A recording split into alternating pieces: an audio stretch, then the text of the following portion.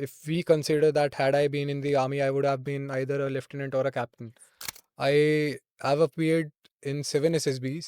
Like I've covered several encounters in the valley. Some of the RPF people, they approached me and they were I remember our whole batch got washed out. Sir, most challenging part of this career.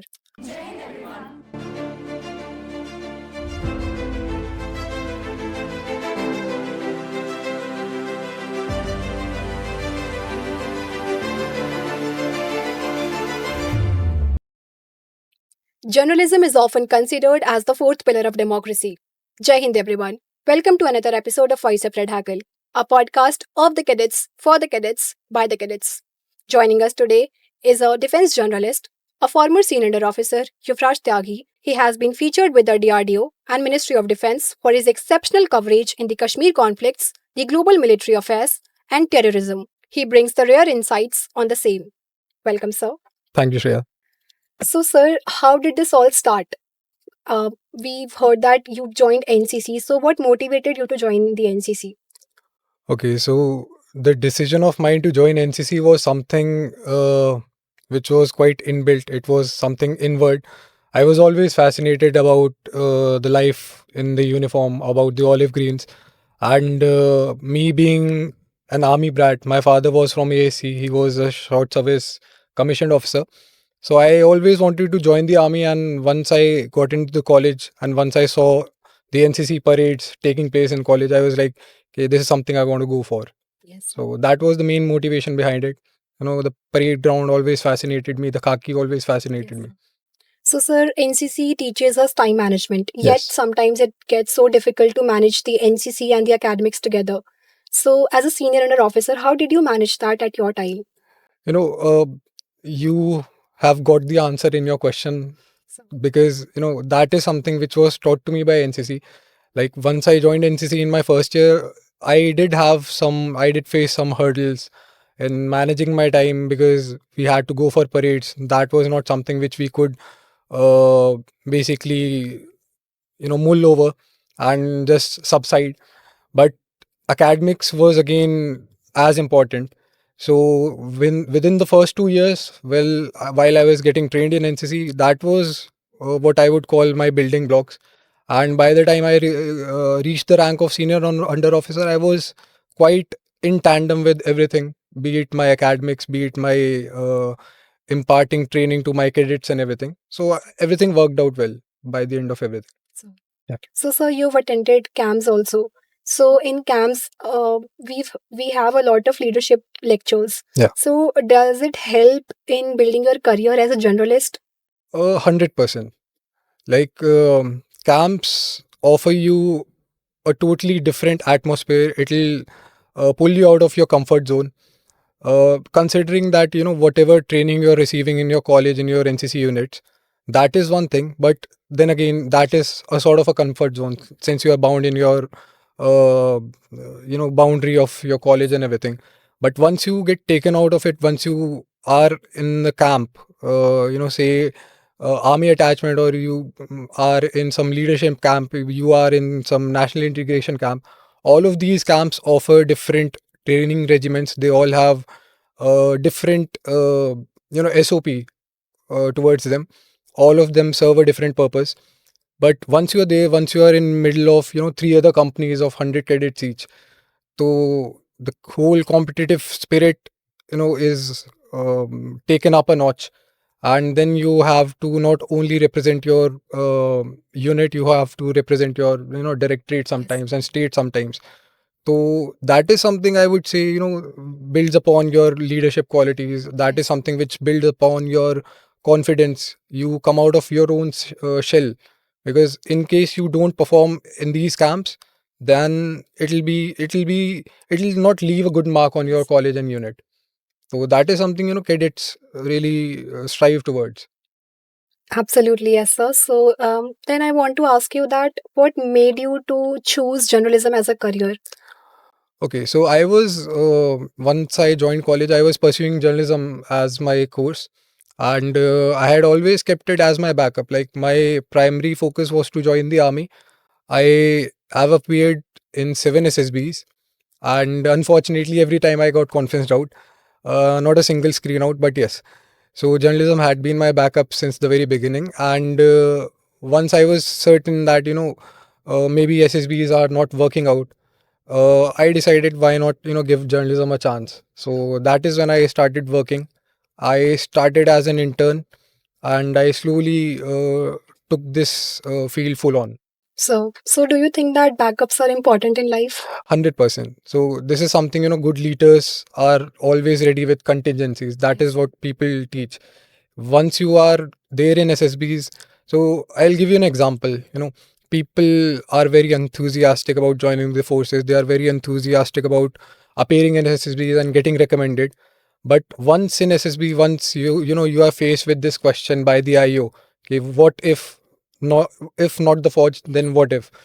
So you know almost 80% of the people are blank, that we don't have any other Because they never aspiration. thought about anything else. Exactly. So although that enthusiasm is right in a way, but then again, good leaders always are ready with contingencies. That is why people have backup plans. Even military leaders are always ready with backup plans. Yes, sir. So same should be the case with your career. It is not a hard and fast rule that you go for your SSB and you might just get recommended. Yes, sir. There are cases people have got recommended in 13, 12 attempts. One case was Colonel Ashutosh Sharma. You Yes, must sir. have heard about him.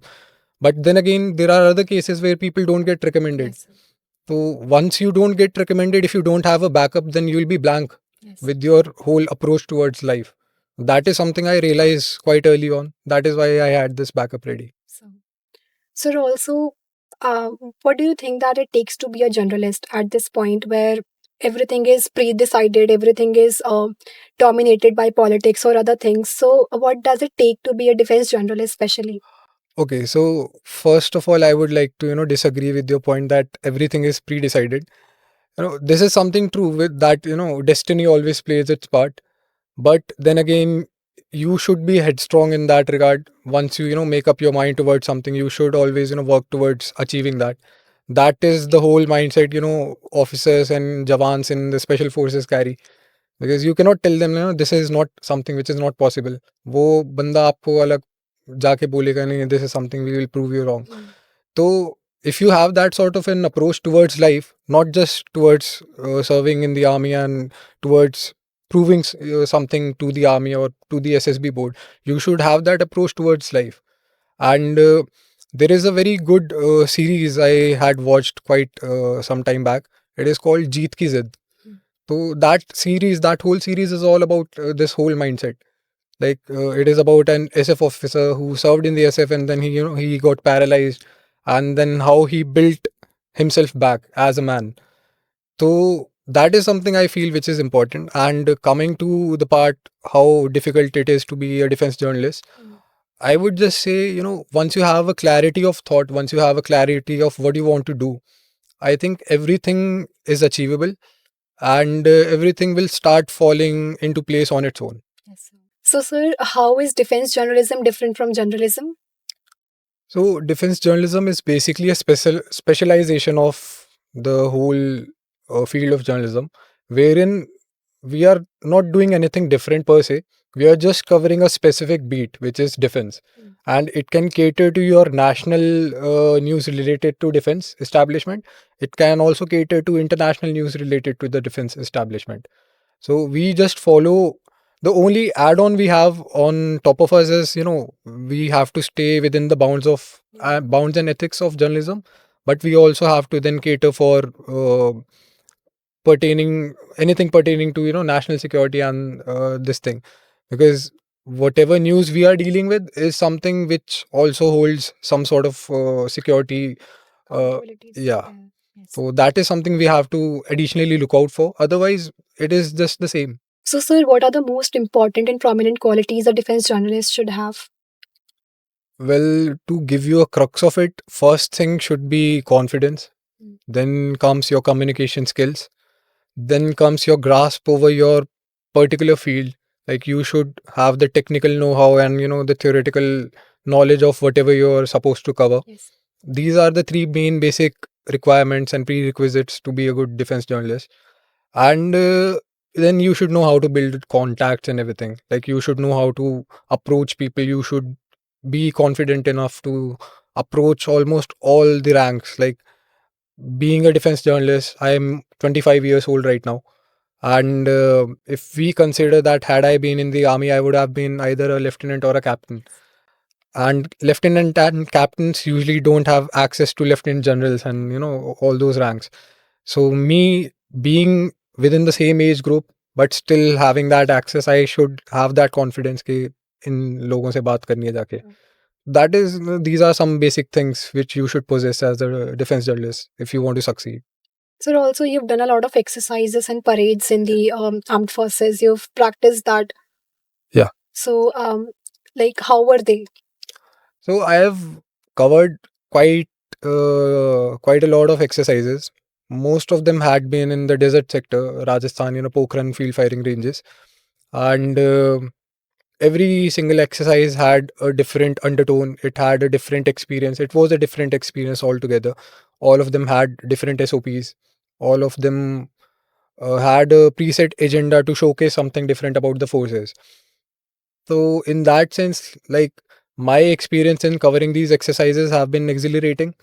I got to learn a lot of new things. I got to meet a lot of new people, and once you are on the ground and once you are seeing those things happening on the ground about whatever you've been reading about and watching on your reels and everything, once you see that happening on the ground, it's a totally different experience, and that is when you realize how much power your armed forces hold. Yes. So the question remains the same that since you've done camps also, so has it helped building a career like this?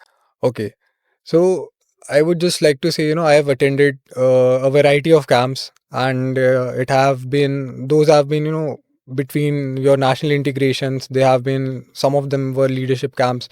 So no, some of them were adventure camps, and then there was this army attachment camp. What I feel is that, whatever I'm doing as far as my professional career is concerned, I can always look at the hindsight and connect the dots with whatever training I have had in NCC. Like I've covered several encounters in the valley. Several of them have been in high altitude regions. So whatever um, sort of training you should have as a defense journalist, I was given that training while I was in NCC. We all study fieldcraft and battlecraft, and the same thing is then uh, pushed into you in a more sophisticated manner in camps like army attachment. तो वहाँ पे whatever रगड़ा पट्टी you get, that is something that develops you into that sort of a man कि आप जा सकते हैं, कुछ भी देख है ना, you can be in your you can be with the people who are serving in the front lines. So I've been in cordon and search operations and everything, and whenever I take a look back, so I can make a contrast like okay, that sort of a camp I did in NCC. That is why I'm so comfortable with the guys over here. Same is the case with other things like be it your desert sector. So desert sector mein whatever exercises I've covered, most of the journalists who come from that newsroom background and everything, air very conditioned, difficult for them. so they cannot stand that heat and stuff. But since I have had those experiences in my camps and everything, I've done all those front rolls and push-ups and god forsaken heat and everything. So that is something I can relate कि हाँ, this is something which really helped me do what I do right now. Definitely so. So, sir, how do you get the insights of what you're covering and like if you can say? Okay, so I'll tell you about this very briefly. There are three factors, three tenets of whatever insights I get, and defense journalism is more about intelligence sharing Exactly. and basically the assimilation of intelligence. And intelligence is of three types. One is your OSINT, which is open source intelligence. One is your MILINT, which is military intelligence, and one is your HUMINT, which is human intelligence. Now, two of these tenets of intelligence I had to develop on my own. Like open source intelligence is something you have to get into on your own.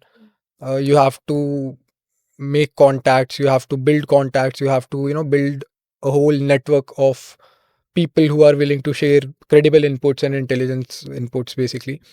So that is as far as OSINT goes. Humint is again a different story altogether. Humint you won't be able to develop until and unless you have boots on the ground. So you have to be in a conflict zone. You have to step into a conflict zone to even start making a human network.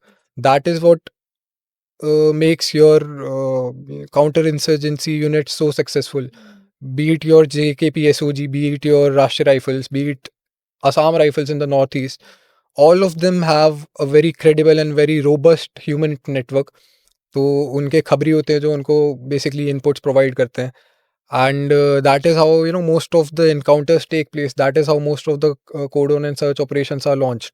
So even as a journalist, you are supposed to, if you want to do good in this field, if you want to have that credible backbone ready, okay, your input should be credible enough for you to break the news first.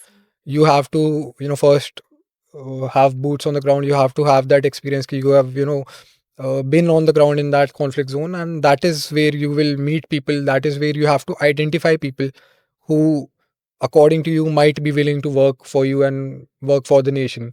I've been fortunate enough to meet such people and develop my own human network. So coming to the third tenet of your intelligence is your military intelligence, and military intelligence is again you something you develop on your own. Although you get help from the ADGPI.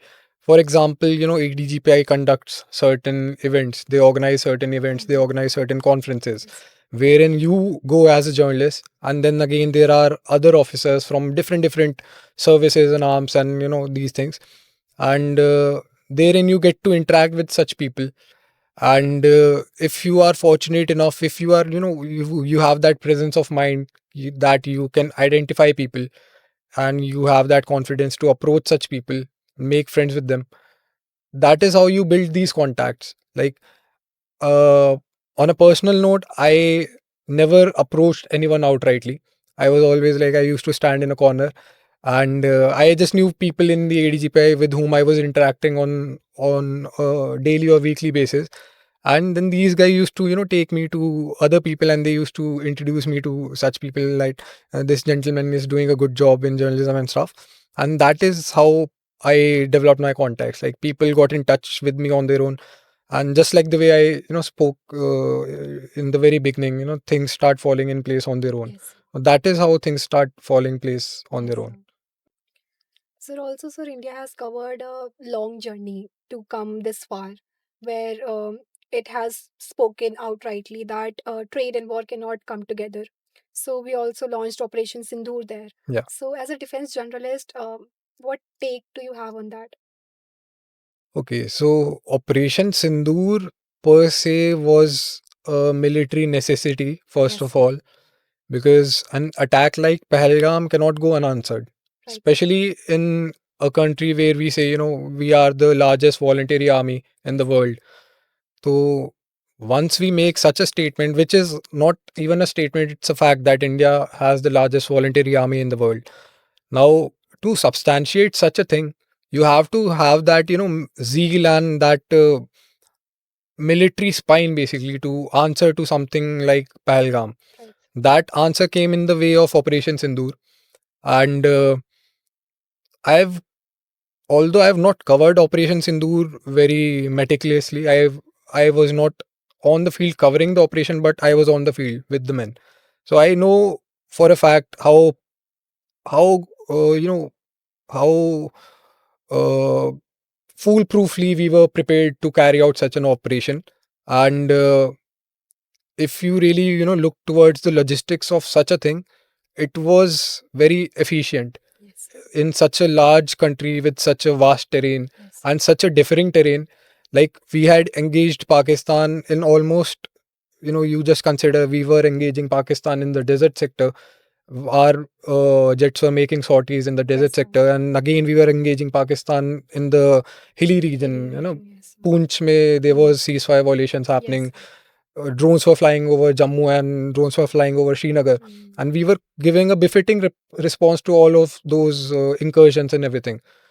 So that is something only very foolproof sort of a military planning can accomplish. Once we, because our military leaders knew, once we open a front, once we take that decision to target the terror camps inside Pakistan, we knew there will be a clapback from Pakistan. There will be a clapback. Exactly. So that is the reason why we already had. That is what I said about contingencies also. So we were ready with all the contingencies. We knew that once we go after them, they will hit back, which is something historically proven that Pakistan is always come back. So first day we targeted their terror launch pads, and I remember I was up at night. Um I think the press release came around 1:15, and the press release basically announced रात में 1:30 के आसपास it was out there in the news, we have launched this operation and everything. And I was in fact on call with my juniors and with my batchmates who were serving.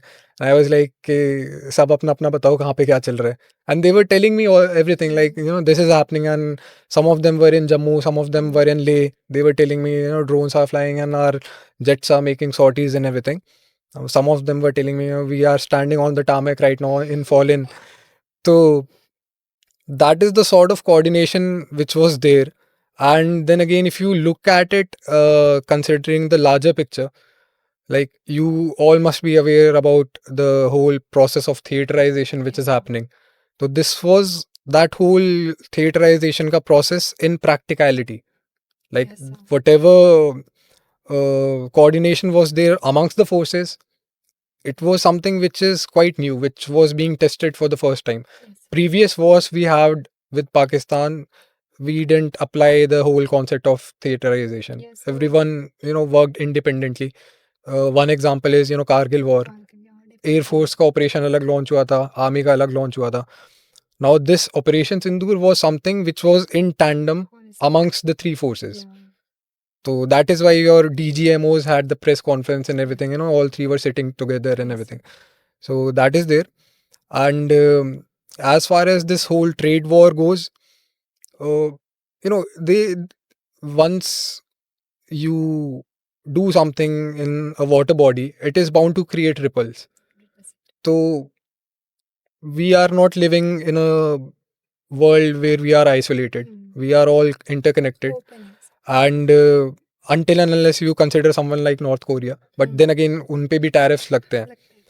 So us being a country who is looking to be the next superpower, at least we have that intention of being such a superpower. Our policymakers were aware that this thing might be coming. We might be fighting a tariff war, and till date we are holding our spine. You just consider the fact, I was reading 2 days back, like there was a report by some newspaper, by some foreign newspaper, wherein it was said that our prime minister is not answering the calls made by Trump, and Trump is getting all riled up because of it. So this is what this is, your soft power in the in the practical front. So India is achieving a lot. Be it your hard power, be it your soft power, we are making strides. We have definitely come a far way. Yeah. Yes. So, sir, what are the most significant challenges you're facing as a defense journalist? Well, the first challenge which comes to my mind, but although I don't, consider it to be a challenge, I consider it to be a fortune of mine. Uh, See, I am one of the youngest in the field out there. Now that is a challenge because once I start approaching the senior officers, they are like, "Hey, thoda nausikhiya type ka hai," and he is a little rookie in that sense. But then again, the same thing works as a boon for me in case I am approaching a YO. So YOs are pretty chill in that regard. They are like, "ये हमारे type का फौजी type बंदा है," and everything, and they are like, they always include me in things and stuff.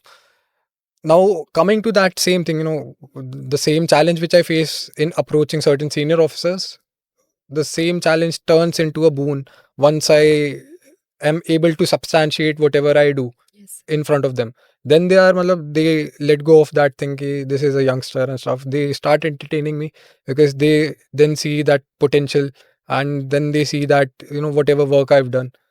So this is one thing. Secondly, as a defense journalist, one challenge you face or you might face might be of ethical background. Yes. Like, to be very blunt about it, uh, even as a defense journalist, you have bosses to report to. You have a certain organization that you are representing, and it is not necessary that your own political or ideological beliefs might be in tandem with what your organization represents. So this is something I faced. Like, I had my differences with my previous organization, and I was not always at a liberty to say the things which I wanted to say, which I felt were necessary to be heard by the audiences. But those were the things I was not allowed to say because I was reporting to several seniors. And then again, this is something which I have been inculcated to by the NCC, that you're not supposed to surpass your hierarchy and break the chain of command. Yes. So that thing is there. You have to make peace with certain things. Yes, sir. Sir, any other challenge if you want to? Uh, by and large, like, I would just say, every other field, every other career, every other, whatever career path you choose, challenges will be there. Uh, the only advice I would like to give is that, youngsters, especially people, looking to join the army, or people looking to do something else with their lives, you should all, keep that curious outlook towards life. Always have a curious outlook, but always be ready to back it up with discipline. Once the two things are there, once you possess the two things, you will succeed, regardless of any challenge uh, which you are faced with. So you've given a quite a number of SSBs. So what's your golden mantra after all the SSBs you've given? Okay, so talking about the golden mantra, it takes me back to my very first SSB. It was 19 SSB Allahabad. And I went there with a very optimistic outlook, which everyone is supposed to and advised to do. Once I went there and I was screened in, I was quite exhilarated. Ki, haan, first attempt screen in ho gaya, sab ho gaya. Now I'll be able to get recommended by the end of it. And what I was expecting did not happen. Like, I remember our whole batch got washed out, and all of us were, we walked out with hanging faces, sad faces, and everything. And I remember, I just went out from that SSB camp, SSB cantonment, and I called up my father and I was like, "Okay, this is the result. We all got washed out." And my father was, well, he didn't know what to say. He just told me, koi baat nahi, catch a train and come back. Otherwise, since it was Allahabad to Prayagraj nowadays, he was like, Sangam घूम के आजा. And I was like, I don't feel like doing anything. मेरा घर आने का भी मन नहीं है. And still, I just, took my luggage and everything, and I went straight to the railway station. And I was standing at the railway station. My train was around 8:30 in the evening, and I reached there around 12:30 in the afternoon. And I just, kept my luggage and everything in the waiting area. And then I was standing outside, and I was just, completely clueless, and I had this very sad sort of a look on my face, and I was just standing in the sun. So first thing, some of the RPF people, they approached me and they were like, I think I remember I was visibly crying also, and they approached me and they were like, कि तू जरा थाने चल. वहीं पे station के सामने उनका थाना था. And I sat there and they were like, what happened? And I told them, SSB देने आए थे and everything. It didn't work out. So they were like, they were trying their best to lift my spirits up, and उन्होंने चाय biscuit खिलाए and सब करा. उसके बाद they were like, cheer up and everything. Next time it will work out. So I, again being very stubborn and everything, वहाँ पे I just gave them a smile and I walked out. And then again I went to the back side of that railway station, and वहाँ जाके मैं चुपचाप अलग से खड़ा हो गया. And वहाँ पे again, you know, that same thing is happening. You know, I'm trying to go through this what they say कि self introspection sort of a thing, and I was then again visibly upset. And suddenly a rickshaw wala guy comes and pulls up next to me, very old aged person, and he was like, बेटा आपको कहाँ पे जाना है? तो I said कि मेरे को कहीं नहीं जाना, I am just waiting for my train. So, and mind you, I was still wearing my formals after my conference. So I had not even changed. I was wearing my tie and shirt and trousers and everything. So he could make out, since these guys operate there on a daily. They can make out. So they were like, आप interview के लिए आए थे? मैंने कहा हाँ जी. ये क्या रिजल्ट था? मैं कहा आप देख लो, मैं यहाँ पे खड़ा हूँ, you can, you know better. तो he is like, and I was, you know, I was sobbing. तो ही वाज लाइक कि बेटा आप पढ़े लिखे हो, you are you know well educated in everything, कि we are not so, someone like me is not so fortunate, but I will tell you something which might hit a nerve in your brain. And it actually did. And what he told me was कि बेटा मैं आपको एक चीज़ बताता हूँ कि सोना जितना ज़्यादा तपता है उतना ज़्यादा आगे जाके चमकता है. And the moment he said that, he was like, you know, कोई बात नहीं, आप दोबारा प्रयास करो और दोबारा आप आना, it everything will work out. That thing has stuck with me till date.